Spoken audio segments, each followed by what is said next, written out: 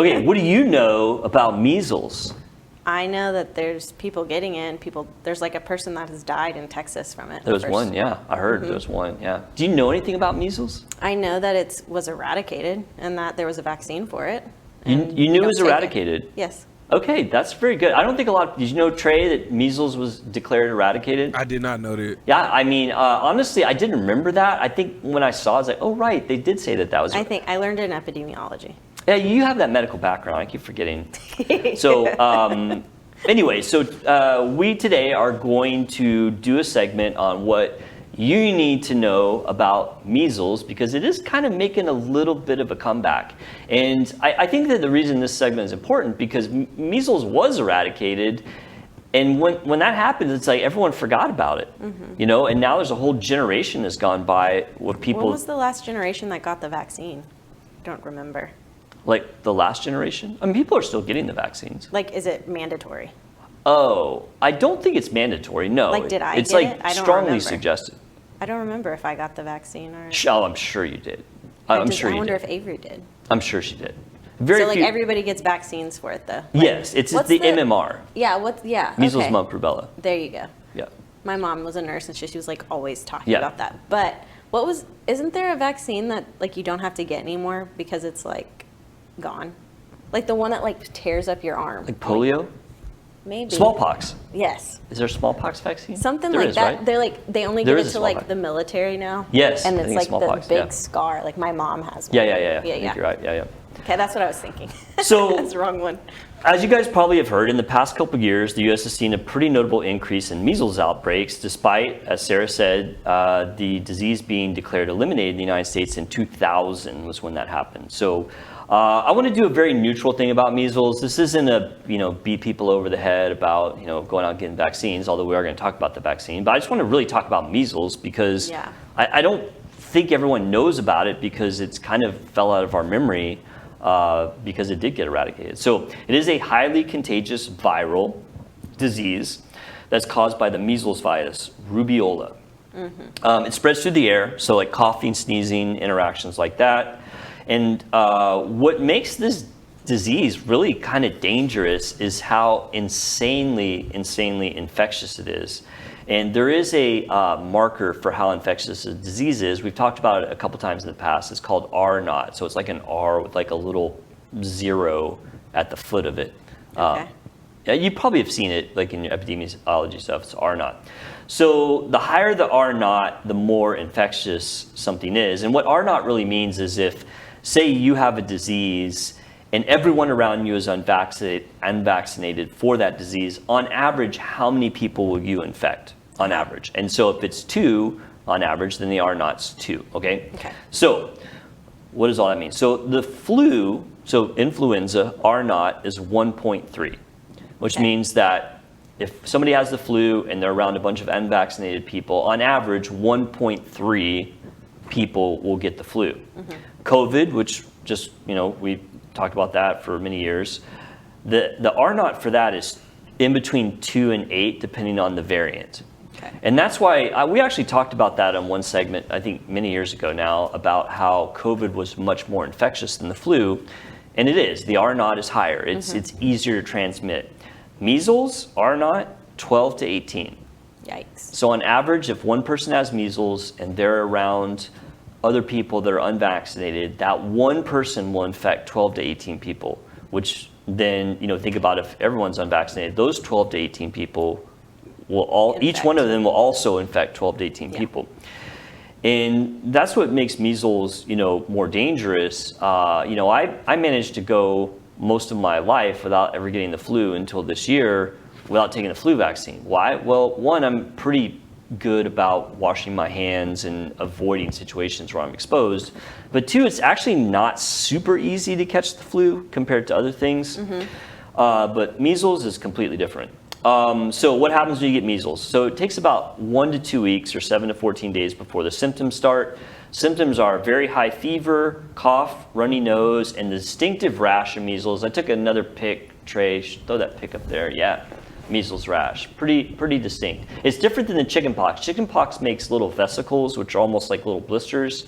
This is more of a rash type. The problem with measles, outside of being very infectious, is it can cause some serious complications.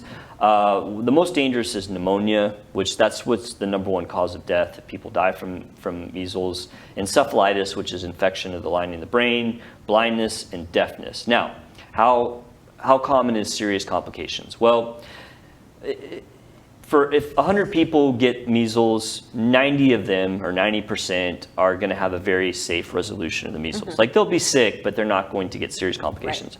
But 10% do get serious complications. So that's not a super low number. It's not bad, but it's also not great. The most at-risk people for serious complications are young kids, pregnant women, and those who have weak immune systems. Yeah. Unfortunately, there's not really a good treatment for the measles. Like other viral diseases, if you get it, the treatment is really symptomatic. Yeah. Like, you treat the symptoms. There's no good antiviral for measles. So if you get it, you have to ride it out. Unfortunately, the number of people that die from measles is not high, like, being very fair, because, there's a lot of scare going on about, measles may come back. I mean, it is notable, it's significant, but, back when measles, prior to the vaccines, millions of people got the measles every year, and the death rates were like 500 to 1,000. So, right. You can calculate that out to be, it's really a tiny fraction of 1%. Now, that doesn't include the people that had serious complications that may have given them other problems, but purely death rate is actually fairly low. So a little bit of history on this. The vaccine came out in 1963, and prior to that, there were millions of cases per year. The vaccine that came out in 1963 was a game changer. It has 90% effective rate at preventing transmission, which is pretty solid. Like, that's really, really, really good. The other vaccines don't carry that high of an effective rate, especially something like the flu, which ranges from 10 to 50% effective. Like, 97% is really, really solid. So as you correctly stated, in 2000 it was declared eliminated in the United States, and then in the 2010s to today it's made a little bit of resurgence. But to be fair, resurgence is not millions of cases. I looked at year to year. I think the highest year was 2019 maybe. I can't remember now. But the highest year was 1,200 cases. Oh, okay. So, you're not talking like thousands and thousands. And in some years, it's only a few hundred. Did they talk about, like, what percentage of them were vaccinated? None. Practically none. Yeah. I didn't look at the data on that, but I've looked in the past. And, yeah, the people getting measles nowadays are almost entirely unvaccinated. And it's like, I feel like that's like that trend for not vaccinating your kids. Yeah, so there's been, as we've talked about this before, there's been some vaccine fatigue, from the pandemic, and I think that is bleeding over into other vaccines, which I think are very, very effective. I quit taking COVID vaccines after a while, as I've talked about before. I'm pretty neutral about vaccines. I said I've never taken a flu vaccine ever, and I always said if I ever got the flu, I was going to start taking the vaccine. And I got the flu this year, so next year I'm going to take it, and I'll probably get the flu again. but I'm sticking to my word. I said I would take it. I'm going to take it. But yeah, I mean, falling vaccination rates is one thing. For sure, if less people get the vaccine, then it is possible. Now, herd immunity is a real thing. I'm sure you guys have heard of herd immunity, meaning not every single person has to be vaccinated to keep a disease in check, because the disease has to have enough people to transmit it. So you have 98 out of 100 people are vaccinated, then probably the disease is not going to be around. But you do have these clusters of people who don't vaccinate. So some religious groups, where like the Amish, I think, don't vaccinate. I can't remember. They may. I don't know. Don't hold me to that. But there are religious groups that don't do vaccinations, and so you get these clusters of unvaccinated people, and then that's kind of where these outbreaks happen. So, yeah, I mean, and so obviously the next question is, okay, how do you prevent this? Well, I mean, not to be like the broken record for the medical community, but I mean, this is one where the vaccines are insanely effective. And there's no real research out there to show that there's like really significant downsides. I mean, every vaccine carries some risks of things like allergies and that. But But in all, the vaccines for this one in particular are very good. Effective rates are good. Safety profile is good. Yeah, it's been around for forever. Yeah, it's been around for 60 years. Yeah. You know, I mean, it literally eradicated measles. I mean, it's hard to say that it's, you know, bad when it literally eradicated the disease that it was designed to protect from. So, but yeah, I think, you know, it's good to know about measles. I mean, I don't think measles is going to make some big comeback because, you know, the number of people out there that aren't vaccinated is pretty low. Yeah, it is. And so, you know, there's going to be these little outbreaks. And, you know, the one kind of philosophical thing is it puts people a little bit at risk if they can't get vaccinated. There are people who can't take vaccines, so those people would be at risk. But all right, let's recap this real quick, Trey. Today, we were talking about measles making a comeback. Measles was eradicated, as Sarah pointed out, in 2000. That was due to the vaccines that came out in 1963. But there's been a little bit of vaccine fatigue, less people getting vaccinated. There's also clusters of people who don't take vaccines for religious reasons. And so in the past 10 years or so, we've seen a little bit of a comeback, not the millions and millions of cases that were happening prior to 1963, but more on caseloads of hundreds. I think the biggest year was like 1,200.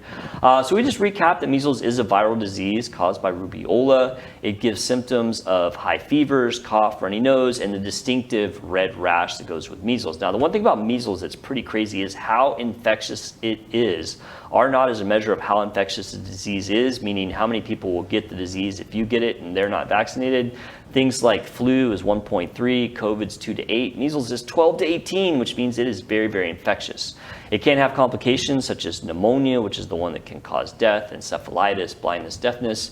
90% of people get it do have a very easy course though, but 10% have complications which can require hospitalizations and in rare cases cause death. So I don't think measles is going to make a huge comeback because there's a ton of people out there that are vaccinated, but just be aware. It's out there. Just remember what it is, and we'll keep an eye on it.